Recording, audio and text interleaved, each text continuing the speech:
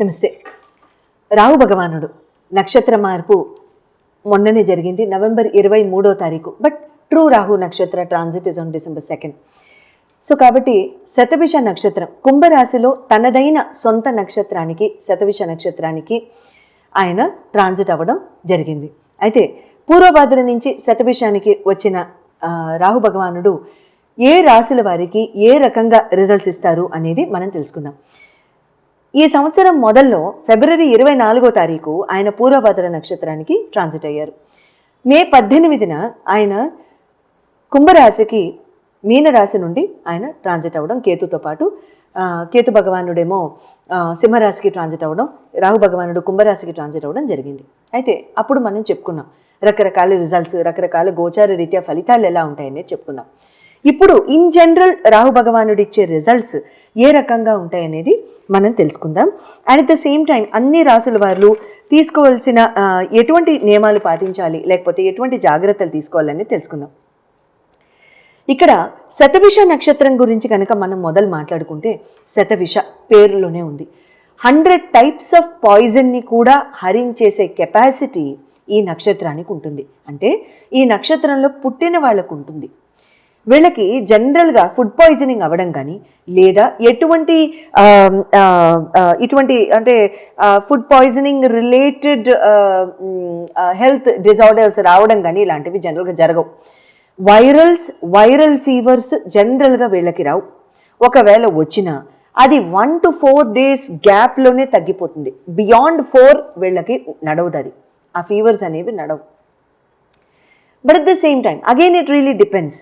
మళ్ళీ ఒక్క percentage of పాపులేషన్ని నేను ఇక్కడ బ్రాకెట్లో పెడతాను అండ్ ఎలిమినేట్ కూడా చేస్తాను ఆ పర్సంటేజ్ని. ఇక్కడ ఏమవుతుందంటే రాహు భగవానుడు ఎక్కడ ప్లేస్మెంట్ వాళ్ళ కుండలిలో, వాళ్ళ జన్మ కుండలిలో ఎలా ప్లేస్ అయి ఉన్నారనేది కూడా మనం కనుక కన్సిడర్ చేసుకున్నట్లయితే, పరిగణనలోకి తీసుకున్నట్లయితే అక్కడ మనకి ఇంకా బెస్ట్ రిజల్ట్స్ అనేవి మనం చెప్పుకోవడానికి వీలవుతుంది. రాహు భగవానుడు ఛాయాగ్రహం అని, ఇల్యూజన్ గ్రహం అని, తర్వాత మాయ చేకూరుస్తాడని, వచ్చి రాగానే ఢమేల్ అనేస్తాడని, లేకపోతే కూల్చడానికే వచ్చే మహానుభావుడని రకరకాల నిందలు మనం జనరల్గా ఆయన మీద పాపం వేసేస్తూ ఉంటాం. ఎందుకంటే నోరు లేదు కదా ఈ ప్లానెట్స్కి, వేసేయడం ఈజీ, అంతేనా? Very good. But all false, అటువంటివి ఏమీ కావు, అస్సలు కాదు. రాహు భగవానుడు ఇచ్చినట్టు ఎవరు ఇవ్వలేరు. రాహు భగవానుడు అంటే హిందీలో ఒక సామెత కూడా ఉంది, చప్పటి ఫాడికే దేనాతో రాహుకి ఆగి కోయినే కర్ సక్తా అని. అంటే so రంక్ say Raja, Raja to రంక్, నేను చాలాసార్లు కూడా చెప్పాను అది. సో ఇచ్చిన అమ్మ పెట్టేది పెడుతుంది, కొట్టేది కొడుతుంది అనే సామెత కూడా ఉంది కదా. బహుశా రాహు భగవానుని చవి చూసిన తర్వాతనే, ఆయన ప్రేమని చవి చూసిన తర్వాతే ఎవరో ఆ సామెత పెట్టుంటారని నేను మనస్ఫూర్తిగా నమ్ముతాను. ఎందుకంటే తల్లి కూడా రాహు స్వరూపం కిందనే మనం చెప్పుకోవచ్చు, ఎందుకంటే అమ్మవారి స్వరూపమే కాబట్టి. సో కాబట్టి ఇక్కడ మన శ్రద్ధ, మన ఫోకస్, మన డిసిప్లిన్, మన భక్తి, మన లైఫ్ స్టైల్ ఇవన్నీ కూడా చాలా నీతిగా, నియమంగా, ధర్మంగా కనుక మనం పాటిస్తూ కనుక వెళ్ళినట్లయితే రాహు భగవానుడు ఏమీ చేయరండి.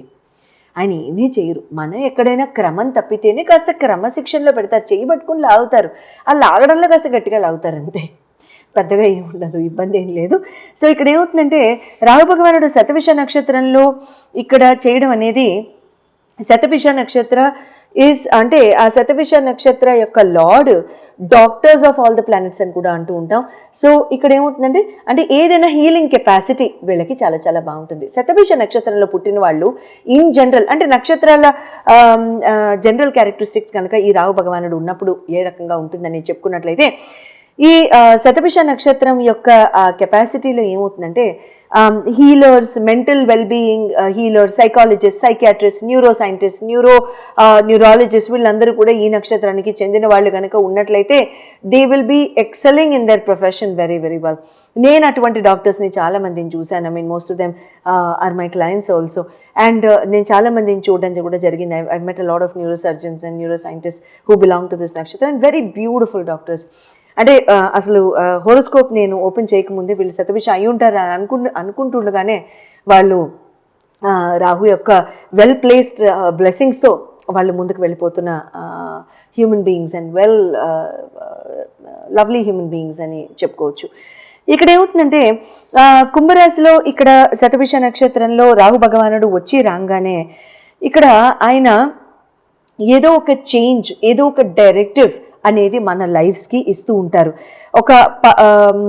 ఇక్కడ ఏమవుతుందంటే, అంటే పబ్లిక్ పరంగా కనుక మనం చెప్పుకున్నట్లయితే, వరల్డ్ పరంగా కనుక మనం చెప్పుకున్నట్లయితే, పబ్లిక్ యాంటిసిపేషన్తో కూడిన నిర్ణయాలు, లేకపోతే పబ్లిక్ యాంటిసిపేషన్తో కూడిన డెసిషన్స్ కానీ, గవర్నమెంట్లో ఏదైనా డెసిషన్స్ ఇవ్వడం కానీ, లేకపోతే గవర్నమెంట్ ఏదైనా డైరెక్టివ్స్ పబ్లిక్కి ఇవ్వడం కానీ, లేదన్నా మార్పులు చేర్పులు పబ్లిక్కి ఇవ్వడం కానీ ఇలాంటివి చేస్తుంది. ఇలాంటివి మనం చూస్తాం.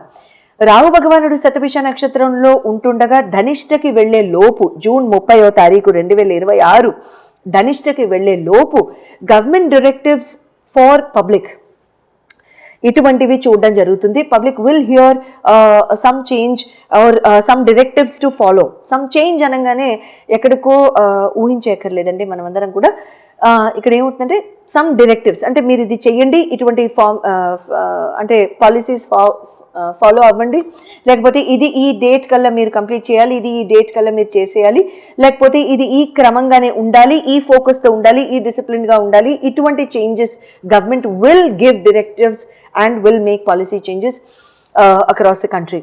ఇటువంటివి మనం జనరల్గా డెఫినెట్గా వింటూ ఉంటాం. అండ్ ఇక్కడ ఇంకొకటి ఏమవుతుందంటే, taxes పరంగా కానివ్వండి, అటువంటి పరంగా కానివ్వండి, very interesting changes will come up in the following budget also next year. ఎందుకంటే రావు భగవానుడిదే ట్యాక్సెస్ కూడా కాబట్టి, and my favourite lord, and at the same time ఆయన ఈ నక్షత్రంలో ఉంటుండగానే, సో ఖచ్చితంగా very beautiful changes and with very అంటే eye opening changes and very public interest, అంటే మనం కళ్ళు రేస్ చేసి చూసే చేంజెస్తో గవర్నమెంట్ చాలా చక్కటి చేంజెస్ తీసుకురావడం అనేది కూడా మనం చూస్తాం. ఇక్కడ తర్వాత గోల్డ్ అండ్ సిల్వర్ కూడా చాలా చాలా స్టేబుల్గా ఉంటాయండి ఈ టైంలో. అండ్ ఈ పర్టిక్యులర్ 4 to 6 months టైంలో కూడా చాలా చాలా స్టెబిలిటీ అనేది చూస్తాం. మేజర్ ఫ్లక్చువేషన్స్ అయితే చూడడం జరగదు. Next year post March changes అనేది చూడడం జరుగుతుంది. అక్కడే ఇంక్రీజ్ అవ్వడం అనేది జరుగుతుంది. బిఫోర్ మార్చ్, ప్రీ మార్చ్ అయితే మాత్రం స్టెబిలిటీ అనేది ఎక్కువగా చూడడం జరుగుతూ ఉంటుంది.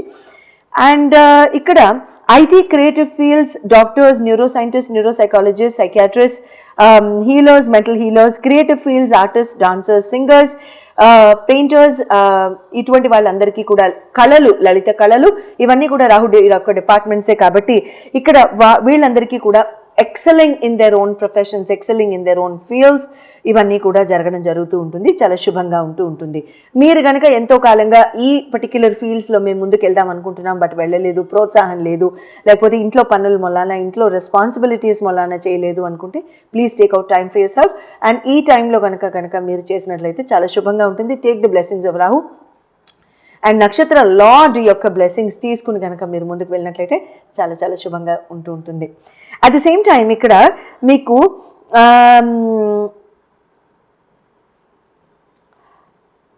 ఏదైనా కాంపిటీషన్స్లో పార్టిసిపేట్ చేయాలనుకున్నా, లేకపోతే ఏదైనా ఆర్ట్ ఫామ్స్ ఏదైనా చేయాలనుకున్నా, లేకపోతే స్కిల్డ్ లేబర్కి మీరు ఏదైనా ప్రోత్సాహం ఇద్దామని మీరు ఏదైనా చేద్దామనుకున్నా, అటువంటివన్నీ కూడా మీరు ముందుకు వెళ్ళి చక్కగా చేయడానికి ట్రై చేయండి. శుభంగా ఉంటుంటుంది. Please support the tribes and please support the skilled workers. ఎందుకంటే మీరు ఏదైనా కొనుక్కునేటప్పుడు ప్లీజ్, నేను ఈ ఇయర్ స్టార్టింగ్లోనే చెప్పాను, try and support skills men. ఎందుకంటే వాళ్ళ ఆ స్కిల్స్ కనుక హరించకపోతే we will not be able to get them back. ఎందుకంటే మీరు నేను కూర్చుని బహుశా మీరు ఏమైనా చేయగలరేమో, I'm not that creative, so నేనైతే చేయలేను. సో వాళ్ళ అదే సారీ ఆర్ అదే work or anything like that, try and get it from the skills person. And అంటే మనం పక్కనే ఉందనో, లేకపోతే ఏదైనా షాప్లోకి వెళ్ళో, స్టోర్లోకి వెళ్ళో కొనుక్కునే బదులు అటువంటివి వాళ్ళని సపోర్ట్ చేస్తే they will feel motivated and they will continue, and generations కూడా ముందుకు వస్తూ ఉంటాయి. And at the same time ఇక్కడ షేర్ మార్కెట్, స్పెక్యులేషన్, ట్రేడింగ్, ఆ డిపార్ట్మెంట్స్ కనుక చూసుకున్నట్లయితే they will do very good. Excitement చాలా చాలా బిల్డప్ అవుతుంది. క్రౌడ్లో కూడా, పాపులేషన్లో కూడా ఎక్సైట్మెంట్ చాలా బాగుంటుంది. Speculation in terms of trade market, stocks and ఆ పర్టిక్యులర్ సెగ్మెంట్ ఆఫ్ బిజినెస్, అవన్నీ కూడా చాలా చాలా రాణిస్తాయి. And there will be a huge rush and huge anxiety in terms of the fluctuation also. Public will talk a lot during this time before 30th of June. ఇది overall నేను చెప్పింది. So enjoy your time in Rahu transiting through Shatabhisha నక్షత్ర. And చాలా మంది ఇంట్రెస్ట్గా చాలా creative ఫీల్డ్స్లో పాల్గొనడం కానివ్వండి, స్కిల్డ్ వర్క్ నేర్చుకోవడం కానివ్వండి, ఇలాంటివి చేస్తారు. సో నేను చెప్పిన ఈ సెగ్మెంట్స్ అన్ని కూడా టచ్ చేయడానికి ట్రై చేయండి. ఇటువంటి ఆస్పెక్ట్స్లో మీరు ఒకవేళ స్పెక్యులేషన్ బాగుంది, ట్రేడ్ మార్కెట్లో బాగుంది అని అనుకున్నట్లయితే మీ రాశికి ఎలా ఉంది అనేది, మీ జన్మ గోచార రీత్యా రాహు ఎక్కడున్నారు అనేది, మీ లగ్న రీత్యా ఎక్కడ ఉన్నారు అనేది మీరు చెప్పించుకోదలుచుకుంటే అప్పుడు ఆ తర్వాత ఇన్వెస్ట్మెంట్స్కి వెళ్ళడం మంచిది. ఎందుకంటే ఓవరాల్ జనరల్ పర్స్పెక్టివ్తో చెప్తాం కాబట్టి. So 12% of the population in general in the world will come under the same రాశి. కాబట్టి వాళ్ళందరూ కూడా స్పీడ్గా ఆ పర్టికులర్ నిర్ణయం తీసుకోకుండా ఇక్కడ మన జన్మ కుండలి ప్రకారం సే ఫర్ ఎగ్జాంపుల్ మనం అది చేయొచ్చా అనేది మనం విశ్లేషించి మనం చూపించుకున్నట్లయితే మంచి జరుగుతుంది. కాబట్టి స్క్రీన్ మీద డిస్ప్లే చేయబడ్డ నంబర్స్కి కాల్ చేసి మీరు చెప్పించుకోవచ్చు. సో తదుపరి తర్వాత మీరు ఈ పర్టికులర్ సెగ్మెంట్స్ అన్నిటిలో కూడా మీకు కావాల్సిన డెసిషన్స్ అనేది తీసుకోవచ్చు. వృషభ రాశి వారికి రాహు యొక్క శతభిష నక్షత్ర యొక్క ట్రాన్సిట్ ఎలా ఉంటుందో తెలుసుకుందాం. వర్క్ ప్లేస్లో స్టెబిలిటీతో మొదలు పెట్టేస్తా.